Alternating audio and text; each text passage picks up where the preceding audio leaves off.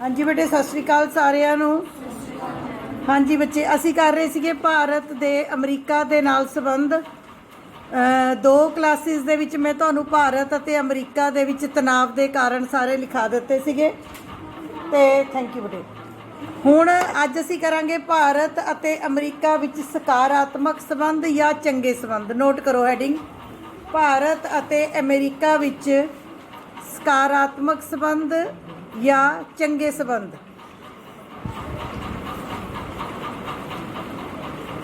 ਇਹ ਮੈਂ ਛੋਟੇ ਛੋਟੇ ਪੁਆਇੰਟਸ ਲਿਖਾ ਰਹੀ ਹਾਂ, ਤੁਸੀਂ ਇਸੇ ਤਰੀਕੇ ਦੇ ਨਾਲ ਲਿਖ ਲਓ। ਜੇ ਤੁਹਾਨੂੰ ਭਾਰਤ ਅਮਰੀਕਾ ਵਿੱਚ ਤਣਾਅ ਦੇ ਸੰਬੰਧ ਆਉਂਦੇ ਆ ਤਾਂ ਤੁਹਾਨੂੰ ਮੈਂ ਬੜੇ ਪੁਆਇੰਟ ਕਰਾਤੇ ਹੈ।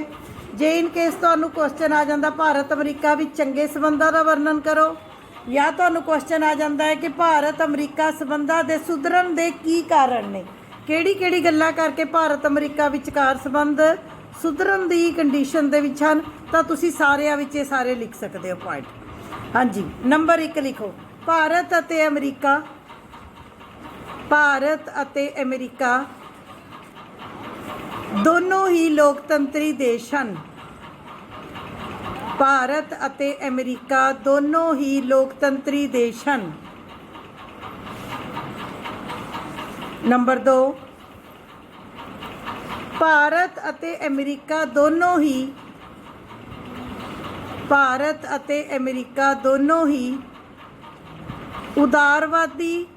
ਉਦਾਰਵਾਦੀ ਮੈਨੇ ਲਿਬਰਲਿਸਟ ਉਦਾਰਵਾਦੀ ਲੋਕਤੰਤਰ ਦੀ ਵਿਚਾਰਧਾਰਾ ਨੂੰ ਮੰਨਦੇ ਹਨ।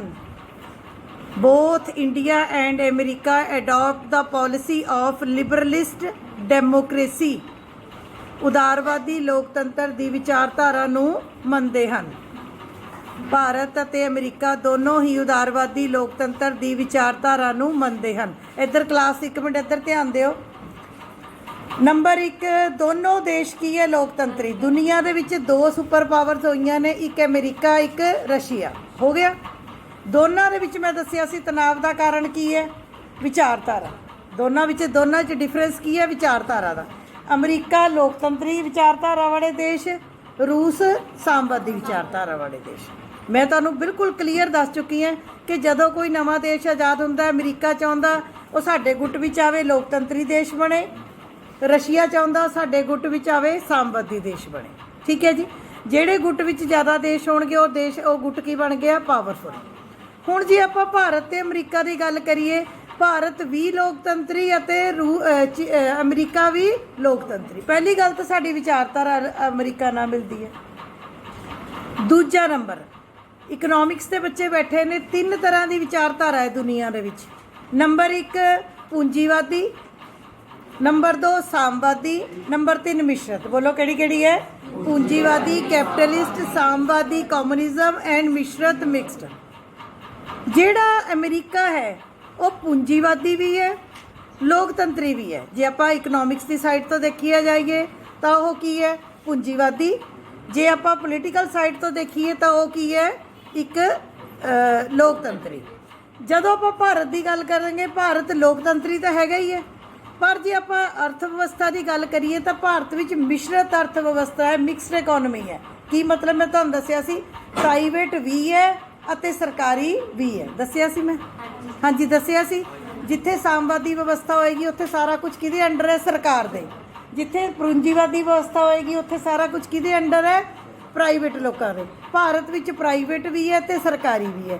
ਪ੍ਰਾਈਵੇਟ ਕਾਲਜ, ਸਰਕਾਰੀ ਕਾਲਜ, ਪ੍ਰਾਈਵੇਟ ਹਸਪਤਾਲ, ਸਰਕਾਰੀ ਹਸਪਤਾਲ, ਪ੍ਰਾਈਵੇਟ ਬੱਸਾਂ, ਸਰਕਾਰੀ ਬੱਸਾਂ, ਪ੍ਰਾਈਵੇਟ ਦਫ਼ਤਰ, ਸਰਕਾਰੀ ਦਫ਼ਤਰ, ਪ੍ਰਾਈਵੇਟ ਇੰਡਸਟਰੀ, ਸਰਕਾਰੀ ਇੰਡਸਟਰੀ। ਇਹਦਾ ਮਤਲਬ ਭਾਰਤ ਕੀ ਹੈ, ਮਿਸ਼ਰਤ ਹੈ।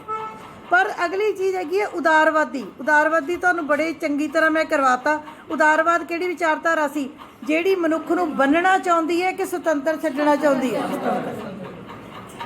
ਸੋ ਅਮਰੀਕਾ ਵੀ ਉਦਾਰਵਾਦ ਨੂੰ ਮੰਨਦਾ, ਭਾਰਤ ਵੀ ਉਦਾਰਵਾਦ ਨੂੰ ਮੰਨਦਾ।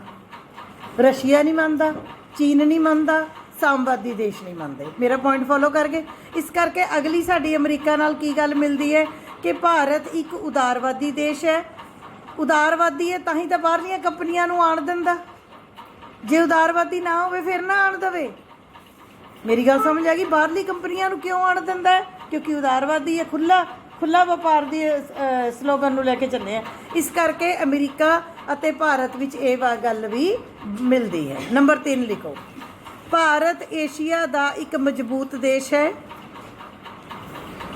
ਭਾਰਤ ਏਸ਼ੀਆ ਦਾ ਇੱਕ ਮਜ਼ਬੂਤ ਵੱਡਾ ਦੇਸ਼ ਹੈ।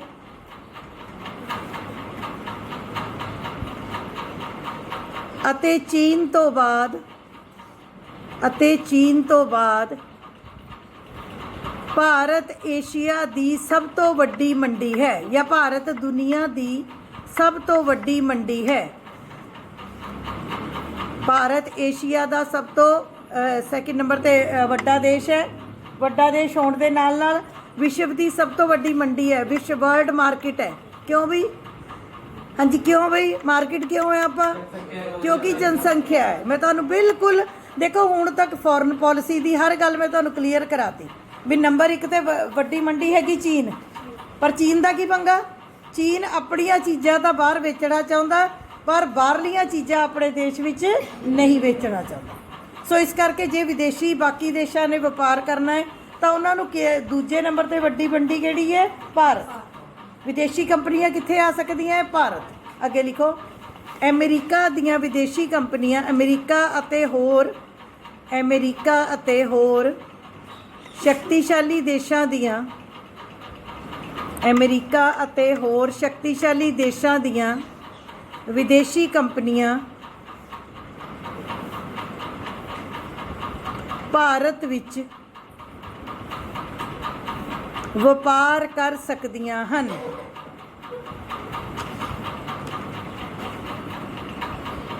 ਅਤੇ ਭਾਰਤ ਵਿੱਚ ਪੂੰਜੀ ਨਿਵੇਸ਼ ਕਰ ਸਕਦੀਆਂ ਹਨ। ਪੂੰਜੀ ਨਿਵੇਸ਼ ਕਰਨਾ ਮੈਨੇ ਪੈਸਾ ਇਨਵੈਸਟ ਕਰਨਾ।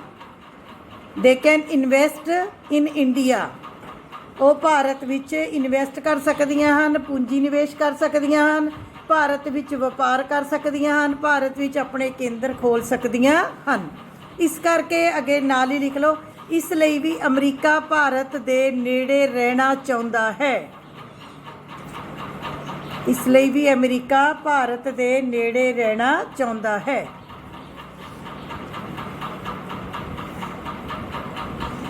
ਅਗਲਾ ਪੁਆਇੰਟ ਲਿਖੋ।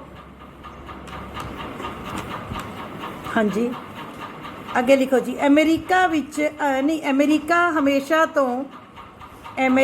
ਹਮੇਸ਼ਾ ਤੋਂ ਪਾਕਿਸਤਾਨ ਨੂੰ ਸੈਨਿਕ ਮਦਦ ਦੇ ਰਿਹਾ ਸੀ ਜਾਂ ਹੈ। ਲਿਖ ਲਓ, ਅਮਰੀਕਾ ਹਮੇਸ਼ਾ ਤੋਂ ਪਾਕਿਸਤਾਨ ਨੂੰ ਸੈਨਿਕ ਮਦਦ ਦੇ ਰਿਹਾ ਹੈ, ਪਰ ਅਮਰੀਕਾ ਦੇ ਆਪਣੇ ਦੇਸ਼ ਤੇ ਪਰਮਾਣੂ ਹਮਲਾ ਹੋਣ ਤੋਂ ਬਾਅਦ ਅਮਰੀਕਾ ਦੇ ਆਪਣੇ ਦੇਸ਼ ਤੇ ਪਰਮਾਣੂ ਹਮਲਾ 9/11 ਨੂੰ ਹੋਇਆ ਸੀ। ਠੀਕ ਹੈ, ਬ੍ਰੈਕਟ 'ਚ 9/11 ਲਿਖ ਲਓ। ਆਪਣੇ ਦੇਸ਼ ਤੇ ਪਰਮਾਣੂ ਹਮਲਾ ਹੋਣ ਤੋਂ ਬਾਅਦ ਅਮਰੀਕਾ ਨੇ ਆਤੰਕਵਾਦ ਨੂੰ ਸਮਝਿਆ ਅਤੇ ਪਾਕਿਸਤਾਨ ਨੂੰ ਆਤੰਕਵਾਦ ਰੋਕਣ ਲਈ ਚੇਤਾਵਨੀ ਦਿੱਤੀ।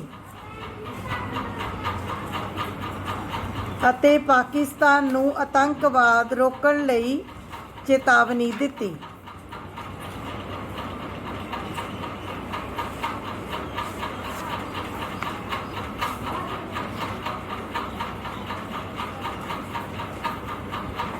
ਹਾਂਜੀ ਇੱਕ ਹੋਰ ਲਿਖੋ ਅੱਗੇ, ਰੂਸ ਅਤੇ ਚੀਨ ਦੋਨੋਂ ਸਾਮਵਾਦੀ ਦੇਸ਼ ਹੋਣ ਕਾਰਨ। ਅਗਲਾ ਪੁਆਇੰਟ, ਰੂਸ ਅਤੇ ਚੀਨ ਦੋਨੋਂ ਸਾਮਵਾਦੀ ਦੇਸ਼ ਹੋਣ ਕਾਰਨ ਇੱਕ ਦੂਜੇ ਦੇ ਨੇੜੇ ਹਨ।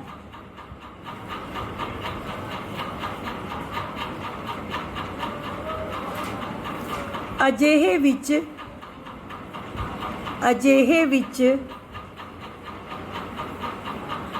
ਭਾਰਤ ਦੂਜਾ ਵੱਡਾ ਦੇਸ਼ ਹੋਣ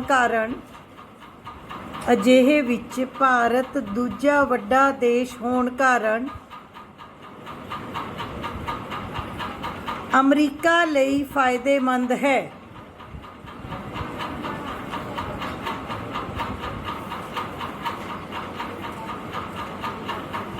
ਅਮਰੀਕਾ ਏਸ਼ੀਆ ਵਿੱਚ ਭਾਰਤ ਦੀ ਮਹੱਤਤਾ ਨੂੰ ਸਮਝਦਾ ਹੈ ਅਮਰੀਕਾ ਏਸ਼ੀਆ ਮਹਾਦੀਪ ਵਿੱਚ ਭਾਰਤ ਦੀ ਮਹੱਤਤਾ ਨੂੰ ਸਮਝਦਾ ਹੈ।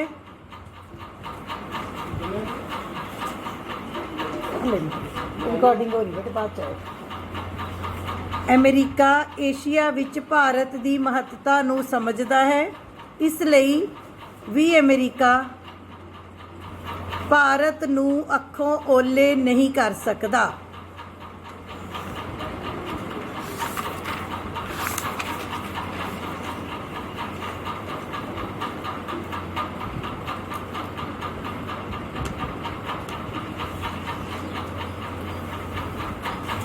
हाँ जी, पहले मैनू ये दस दो भी समझ आ रहे हैं। हाँ जी, भारत ते अमरीका भी तनाव के कारण तो असी कर ले।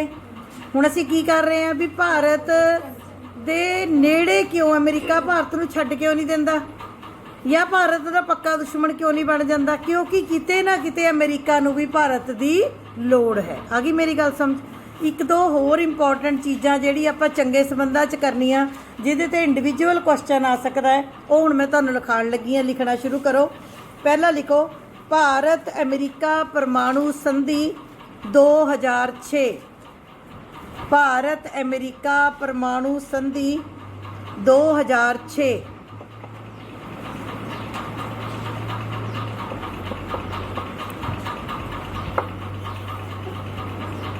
इनू बटे आप कहने 1 2 3 समझौता, 123 समझौता भी कह दें। 1 2 3 ब्रैकेट च लिख लो। 1 2 3 एग्रीमेंट, क्योंकि जी धारावां सीगियां पहली दूजी तीजी या 123 धारा जो भी सी। पहला तो ये वेरी वेरी वेरी इंपोर्टेंट छाप लो। मैं रिवीजन नहीं करानी अमरीका वाले लैसन की, हुणे मैं दस रही हाँ। इनू वेरी वेरी इंपोर्टेंट छाप लो। ये उत्ते तुहानूं 2 या 4 नंबर का नोट आ सकता है, 2 नंबर का छोटा क्वेश्चन भी आ सकता है। ठीक है जी। ये हालांकि मैं विचों लिखा रही हैं, स्टार्टिंग तो नहीं लिखा रही, बट इंपोर्टेंट है, टाइम घट है, इस करके मैं लिखा रही हूँ। लिखो जी, भारत अते अमरीका विचकार,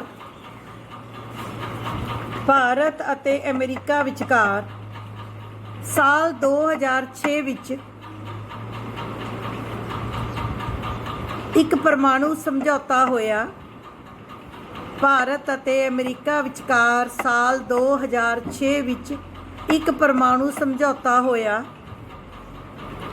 जिस नूं 1 2 3 परमाणु समझौता कहा जाता है। That is called 1 2 3 nuclear agreement between India and America. लिखो, ये समझौता अमरीकी राष्ट्रपति जॉर्ज बुश, ये समझौता अमरीकी राष्ट्रपति W जॉर्ज बुश ਅਤੇ ਭਾਰत ਦੇ ਪ੍ਰਧਾਨ ਮੰਤਰੀ ਡਾਕਟਰ ਮਨਮੋਹਨ ਸਿੰਘ ਵਿਚਕਾਰ ਹੋਇਆ। ਸਮਝੌਤਾ ਕਿਹਦੇ ਵਿਚਕਾਰ ਹੋਇਆ? ਅਮਰੀਕਾ ਦੇ ਰਾਸ਼ਟਰਪਤੀ W ਬੁਸ਼ ਅਤੇ ਭਾਰਤ ਦੇ ਪ੍ਰਧਾਨ ਮੰਤਰੀ ਡਾਕਟਰ ਮਨਮੋਹਨ ਸਿੰਘ ਵਿਚਕਾਰ। ਕਦੋਂ ਹੋਇਆ ਬੱਚੇ ਸਮਝੌਤਾ? 2006 ਦੇ ਵਿੱਚ। ਕਦੋਂ ਹੋਇਆ ਸਮਝੌਤਾ? 2006 ਦੇ ਵਿੱਚ। ਲਿਖੋ ਜੀ, ਇਸ ਸਮਝੌਤੇ ਅਨੁਸਾਰ, इस समझौते अनुसार अमेरिका, इस समझौते अनुसार अमेरिका भारत नूं परमाणु एनर्जी लई, न्यूक्लियर एनर्जी लई ईंधन मैंने फ्यूल समझते हो? पेट्रोल फ्यूल है, कोयला फ्यूल है, ईंधन। अमेरिका भारत नूं एटॉमिक एनर्जी लई ईंधन प्रदान करेगा,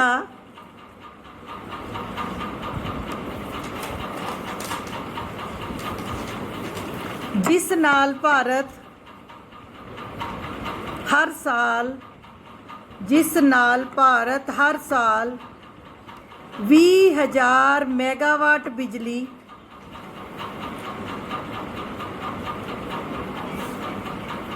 प्रोड्यूस कर सकता है। जिस नाल भारत 20,000 मैगावाट बिजली प्रोड्यूस कर सकता है, पैदा कर सकता है। परमाणु समझौता होया। इधर हुण मेरी गल समझ लियो, जिहड़ी परमाणु एनर्जी है, सुन लो मेरी गल, इहदे 2 काम ने, या तो विनाश लई वरतना, डिस्ट्रक्शन लई, या फिर चंगे कामां लई। परमाणु एनर्जी तो हुण सब तो ज़्यादा बिजली परमाणु एनर्जी तो पैदा की जा सकती है। जे आपां ने पहाड़ तोड़ के डैम बनाने ने तो पहाड़ बंदे दे तोड़न दा वस दे काम नहीं, परमाणु एनर्जी दा ब्लास्ट नाल तोड़े जा सकते हैं। सो असी हुण जिहड़ी ये परमाणु एनर्जी है, जे तो बंब सुट्टते तो देशों नूं मार दो, लोकां नूं मार दो, खत्म कर दो सारा कुछ। पर जे आपां इहनूं चंगे कंमां लई वरतीए तो ये एक एनर्जी है, ये एक साधन है साडे कोल। सो ये समझौता होया, इस समझौते के अंडर अमेरीका भारत नूं एटॉमिक एनर्जी बनाने दे लई फ्यूल देगा, जिहदे नाल भारत हर साल 20,000 मैगावाट बिजली का प्रोडक्शन वधा सकता है। आ गई गल समझ। नंबर 1 लिखो, बदले विच हुण मैं की दस्सिया सी फॉरन पॉलिसी च भी जदों कोई देश किसी देश नाल समझौता करदा तो एक देश का फायदा हुंदा कि दोनों का? दोनों का। लिखो जी, बदले विच भारत अपने 22 विचों 14 बदले विच भारत अपने 22 विचों 14 परमाणु रिएक्टर केंद्रां नूं 22 विचों 14 परमाणु रिएक्टर केंद्रां नूं international atomic energy agency, international atomic energy agency, मैं रिपीट कर रही हूँ, international atomic energy agency, short form लिखो IAEA, आई वड्डा ए वड्डा ई वड्डा ए वड्डा, दे निरीक्षणां लई खोल देवेगा। तुसी लिख लो, मैं समझा देना है। दे निरीक्षण लई खोल देवेगा।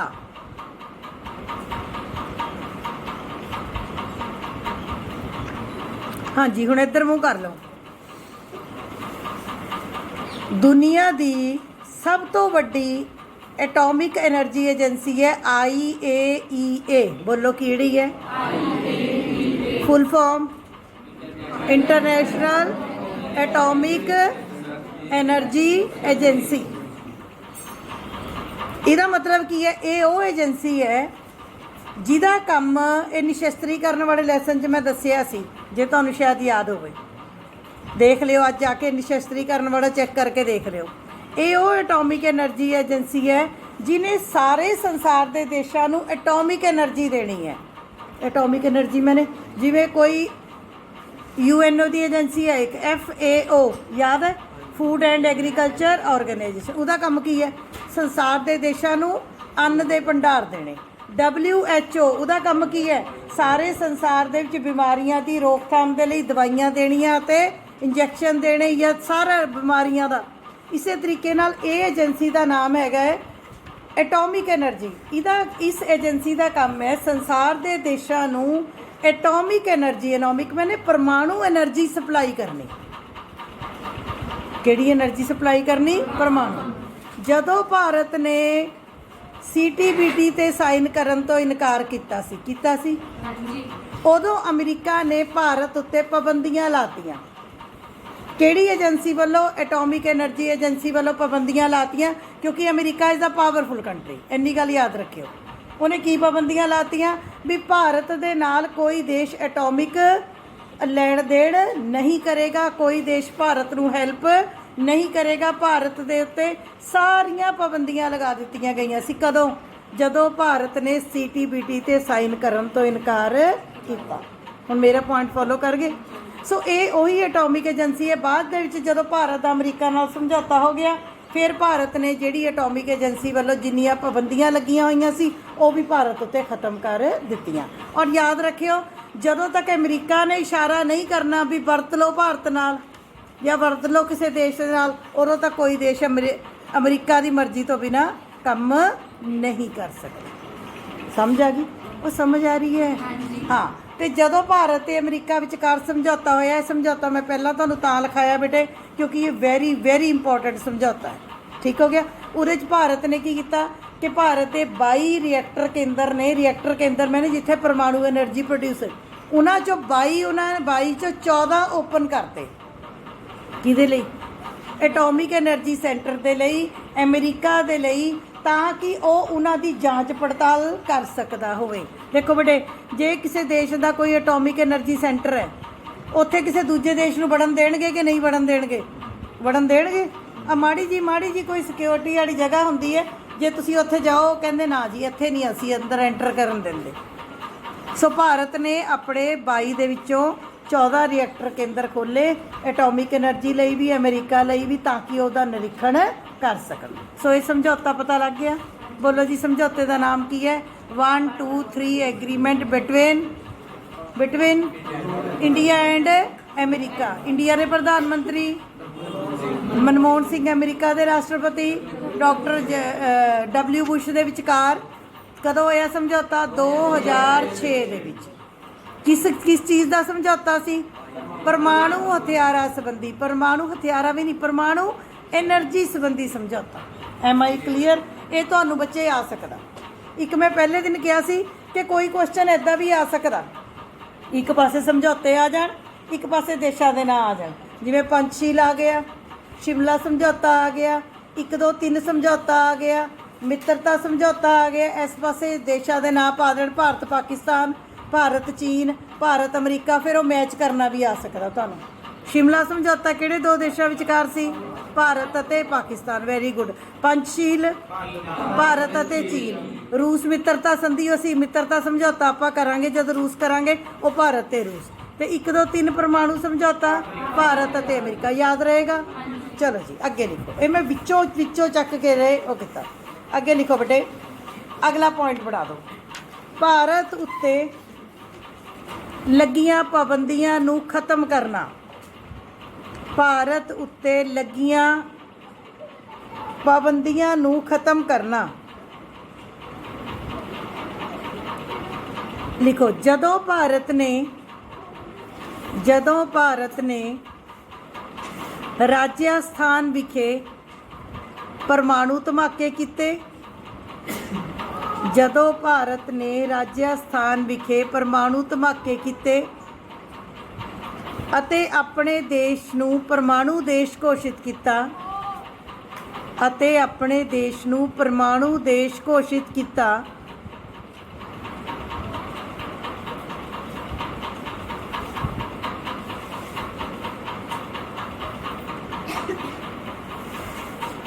अते CTBT ते साइन करन तो इनकार किया, अते CTBT ते साइन करन तो इनकार किया।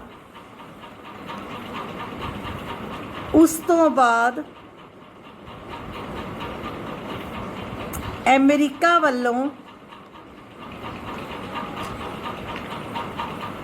IAEA, हुण मैं लिखाता तुहानूं उपर full form, IAEA international atomic energy agency वालों भारत ते कई तरह दीयां पाबंदियां लगा दित्तियां गईयां।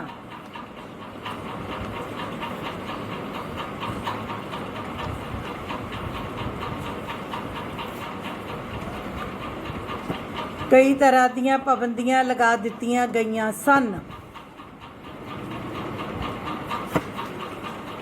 पर 2006 विच भारत अमरीका परमाणु समझौते तो बाद, पर 2006 विच भारत अमरीका परमाणु समझौते तो बाद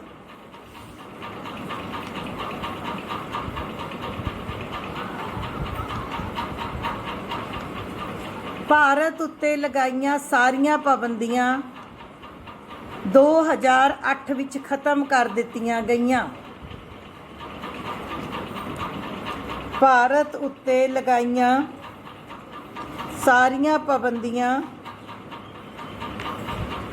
34 साल बाद, ब्रैकेट च लिख लो, 34 ईयर्स बाद भारत ते लगाईयां सारियां पाबंदियां खत्म कर दित्तियां गईयां।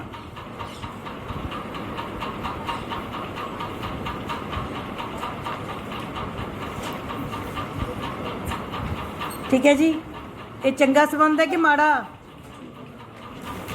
पाबंदियां लगाना माड़े संबंध है, पाबंदियां खत्म करनिया चंगे संबंध है। याद समझ आ रही है गल? एक होर लिख लो, थोड़े जे चंगे पॉइंट लिख लो। तो देखो बेटे, मैं तो गल दसा, मैं 99.9% श्योर है कि पेपर 'ਚ कोई ऐसा क्वेश्चन नहीं आएगा ਜਿਹੜਾ मैं अपने बच्चों ਨੂੰ ਤੁਹਾਨੂੰ ਜਾਂ YouTube वाले ते बच्चों ਨੂੰ नहीं कराया होएगा। 99.9% आई एम श्योर। हाँ 0.1% कुछ आ जाए तो मैं कह भी नहीं सकती, मेरी गल समझ आ गई। पर जिन्ना मैं कराया है जे तुसी उन्ना कर लेने हो तो ना सिर्फ तुहाडी 12वीं बल्कि तुहाडी BA स्पैशली तुहाडी MA पोलीटिकल साइंस तक अखा बंद करके चल जिओ, तुहानू प्रॉब्लम नहीं आती। मैं बैठी हाँ, मेरी गल समझ आ गई, तुसी समझ के कर रहे हो। सो ये सारे बाकी लैसनां दी मैं रिवीजन पा रही हैं। फॉरन पॉलिसी दे भारत, अमरीका, भारत, पाकिस्तान, चीन, नेपाल, श्रीलंका, बांग्लादेश, इस सारे संबंधां दी रिवीजन तुसी आप करनी है। जिन्ना मेरे को टाइम होएगा मैं करा दांगी, बाकी सारिਆਂ ने रिवीजन आप करनी है।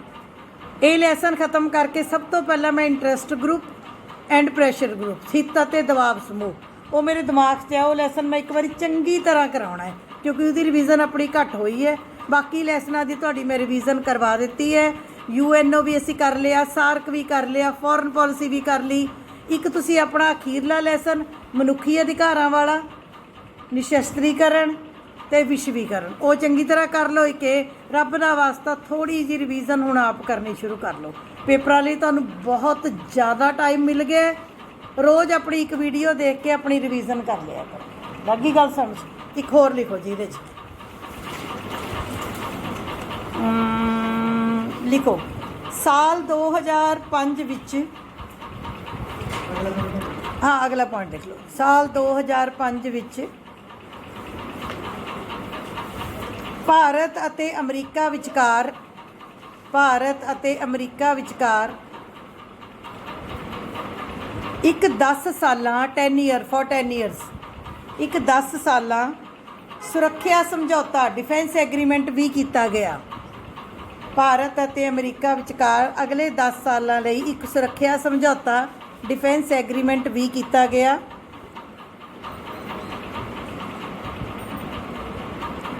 जिस अधीन हथियारां दा निर्माण, मैन्युफैक्चरिंग ऑफ आर्म्स, मिसाइलां दी सुरक्षा सहयोग, मिसाइलां ਅਤੇ तकनीक दा आदान प्रदान, exchange of technique, use of missiles, production of arms आदि ਵੱਖ-ਵੱਖ विषयां ते दोनों देशों ਵੱਲੋਂ सहमति प्रगटाई गई।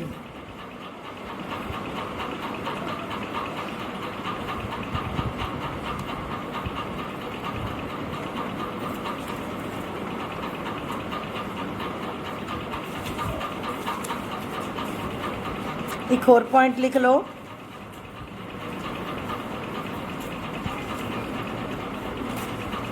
भारत ਅਤੇ अमरीका ਦੀ आतंकवाद विरुद्ध सांझी जंग, भारत ਅਤੇ अमरीका ਦੀ आतंकवाद विरुद्ध सांझी जंग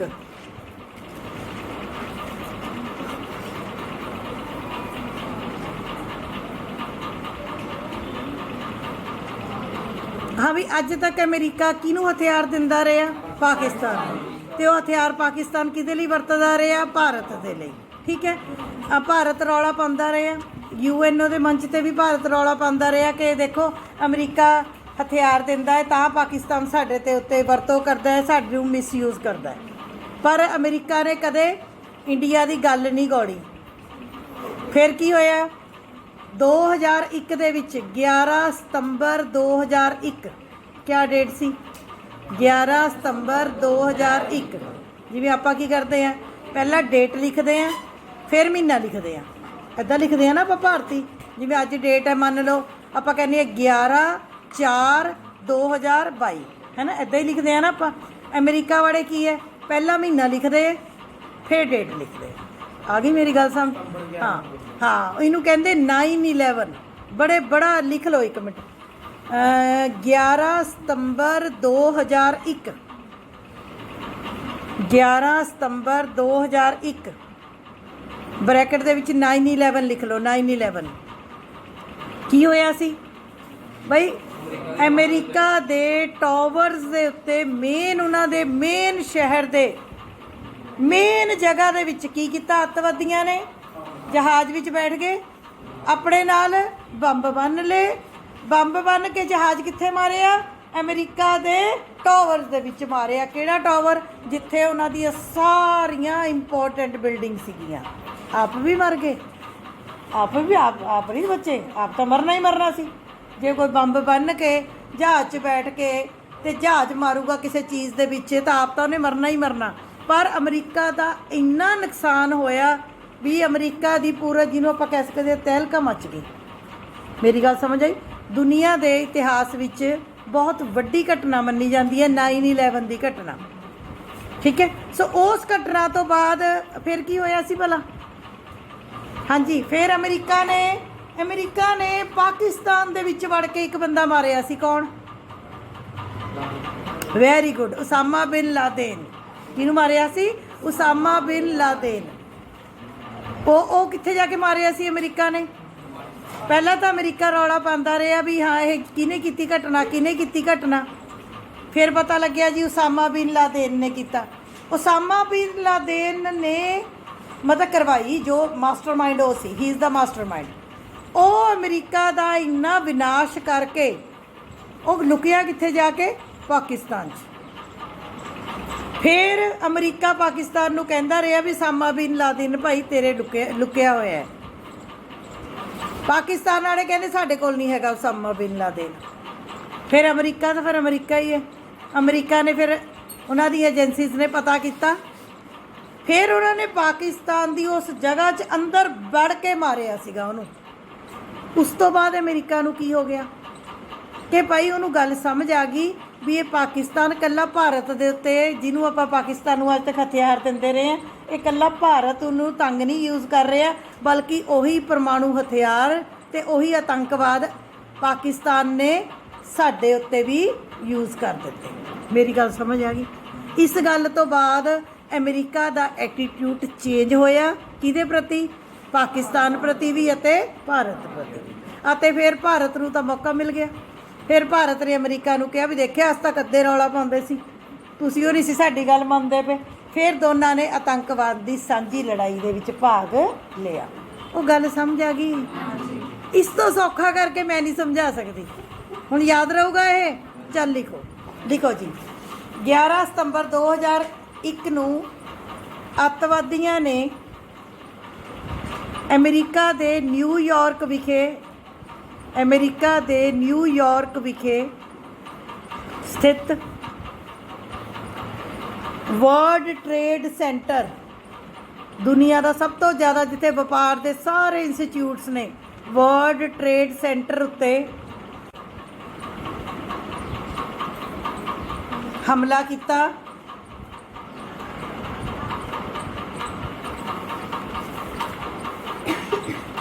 ਇਸ ਹਮਲੇ ਦੀ ਜ਼ਿੰਮੇਵਾਰੀ ਅਲ ਕਾਇਦਾ, ਇਹ ਮੈਂ ਤੁਹਾਨੂੰ ਪਾਕਿਸਤਾਨ 'ਚ ਲਿਖਾਇਆ ਸੀ, ਪਾਕਿਸਤਾਨ ਦੀ ਅੱਤਵਾਦੀ ਏਜੰਸੀ ਹੈ ਅਲ ਕਾਇਦਾ ਦੀ ਜ਼ਿੰਮੇਵਾਰੀ ਅਲ ਕਾਇਦਾ ਦੇ ਮੁਖੀ ਉਸਾਮਾ ਬਿਨ ਲਾਦੇਨ ਨੇ ਲਈ। ਇਹ ਵੀ ਕੋਈ ਅੱਤਵਾਦੀ ਕਾਰਵਾਈ ਕਰਕੇ ਨਾ ਫਿਰ ਮੁੱਕਰਦੇ ਨਹੀਂ, ਫਿਰ ਜ਼ਿੰਮੇਵਾਰੀ ਲੈ ਲੈਂਦੇ ਨੇ ਵੀ ਅਸੀਂ ਕੀਤੀ ਹੈ। ਠੀਕ ਹੈ, ਅਲ ਕਾਇਦਾ ਦੇ ਮੁਖੀ ਉਸਾਮਾ ਬਿਨ ਲਾਦੇਨ ਨੇ ਲਈ। ज़्यादा नहीं मैं लिखाऊंगी, थोड़ा जिहा ब्रीफ करूँगी। बाद विच उसामा बिन लादेन नूं अमेरिका दियां इंटैलीजेंस एजेंसियां वल्लों पाकिस्तान दे विच लभ्या गया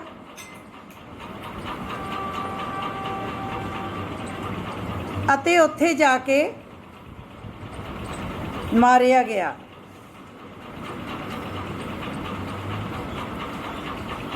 अमेरिका उत्ते एडे वड्डे परमाणु हमले दा अमेरिका उत्ते इन्ने वड्डे होए परमाणु हमले ने संसार नूं हिला के रख दिता।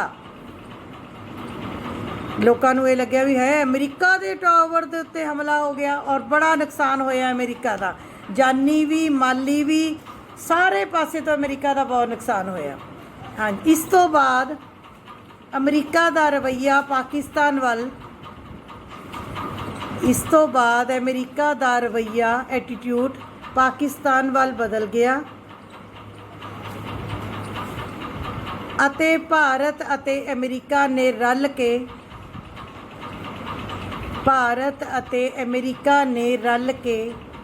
ਆਤੰਕਵਾਦ ਦੇ ਖਿਲਾਫ ਲੜਾਈ ਲੜੀ। ਭਾਰਤ ਅਤੇ ਅਮਰੀਕਾ ਨੇ ਰਲ ਕੇ ਆਤੰਕਵਾਦ ਦੇ ਖਿਲਾਫ ਲੜਾਈ ਲੜੀ।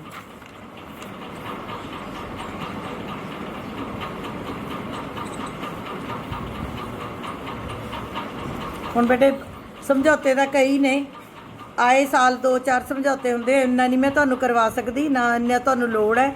ਹੁਣ ਤੁਸੀਂ ਅਖੀਰ 'ਚ ਲਿਖ ਲਓ, ਪ੍ਰਧਾਨ ਮੰਤਰੀ ਸ਼੍ਰੀ ਨਰਿੰਦਰ ਮੋਦੀ ਦੀ ਅਗਵਾਈ ਅਧੀਨ ਵੀ, ਪ੍ਰਧਾਨ ਮੰਤਰੀ ਸ਼੍ਰੀ ਨਰਿੰਦਰ ਮੋਦੀ ਦੀ ਅਗਵਾਈ ਅਧੀਨ ਵੀ ਭਾਰਤ ਅਤੇ ਅਮਰੀਕਾ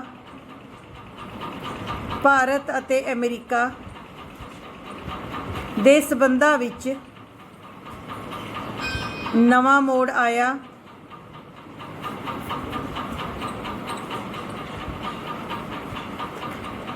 ਸਾਲ 2015 ਵਿੱਚ ਅਮਰੀਕਾ ਦੇ ਰਾਸ਼ਟਰਪਤੀ ਬਰਾਕ ਓਬਾਮਾ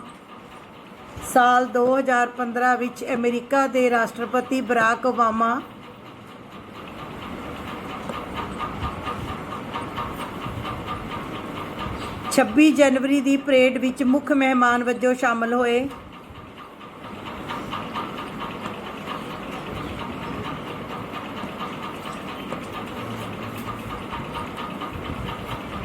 ਦਸੰਬਰ 2015 ਵਿੱਚ ਸ਼੍ਰੀ ਨਰਿੰਦਰ ਮੋਦੀ ਨੇ ਅਮਰੀਕਾ ਦੀ ਯਾਤਰਾ ਕੀਤੀ।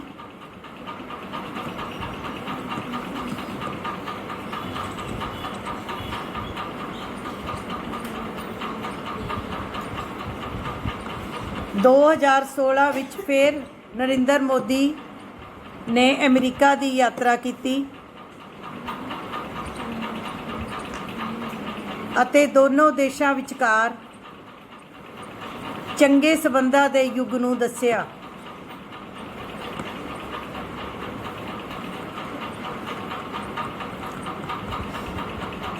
ਸਾਲ 2020 ਵਿੱਚ ਅਮਰੀਕੀ ਰਾਸ਼ਟਰਪਤੀ ਡੋਨਾਲਡ ਟਰੰਪ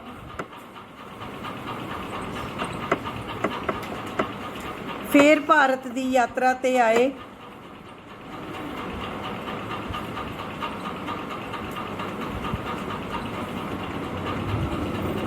ਦੋਨਾਂ ਦੇਸ਼ਾਂ ਵਿਚਕਾਰ ਸੁਰੱਖਿਆ ਅਤੇ ਸੈਨਿਕ ਸਬੰਧਾਂ ਨੂੰ ਮਜ਼ਬੂਤ ਕਰਨ ਲਈ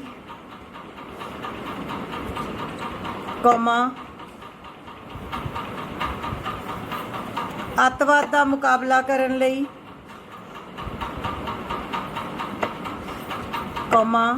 ਵਪਾਰ ਦੇ ਵਾਧੇ ਲਈ ਆਪਸੀ ਸਹਿਯੋਗ ਨੂੰ ਬਣਾਉਣ ਲਈ ਕਈ ਤਰ੍ਹਾਂ ਦੇ ਸਮਝੌਤੇ ਹੋਏ।